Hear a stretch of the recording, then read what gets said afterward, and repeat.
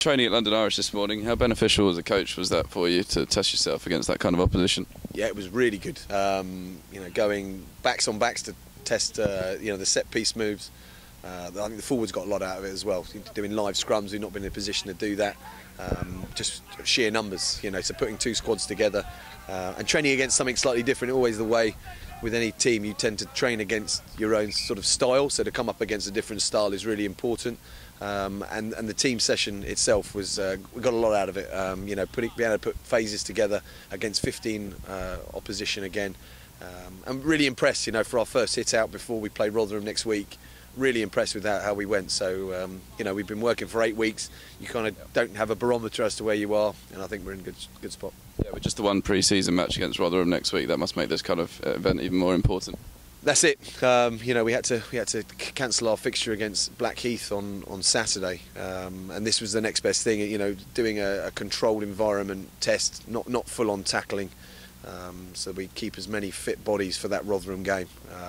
It's going to be really important for us and important for Rotherham as well. They're a fiercely competitive team and a big competitor of ours. So I'm sure the word friendly is in inverted commas, because I'm sure it's people playing for positions in both squads. It's going to be a lively encounter. Third v fourth from last season, so it's going to be a pretty close match. Yeah, we both had some changes over the summer, but it's difficult to know where either team's going to be. I'm sure they'll be very good. We beat them at the beginning of the season, but they beat us convincingly right at the last game of the season. So, both went to the semi-finals and acquitted themselves well.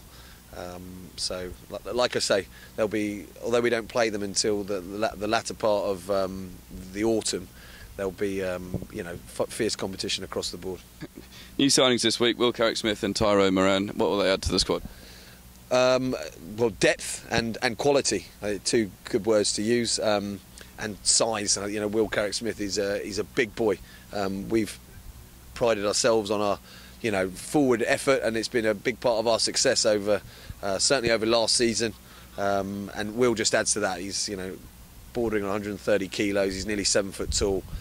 So he'll add a lot of physical presence to us, and Tyrone, from what I've seen of him, is a quality operator.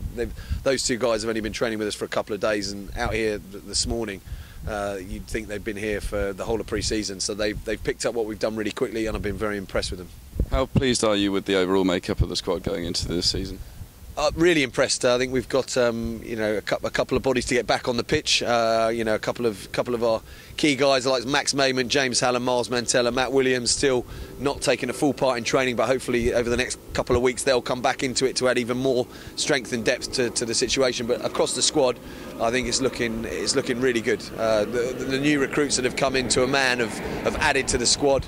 Davey Young in the front row, Rory Bartle, Neil Patrick, and in the back line, Jason Harry's actually scored 2 tries today, the only one who scored tries, but he's brought a real physical presence. He's got a sevens background, so his handling and skill set's very good.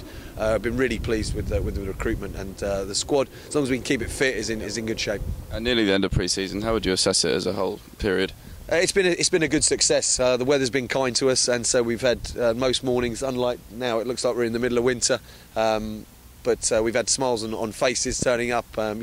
Running around with a rugby ball for a job is not the worst in the world.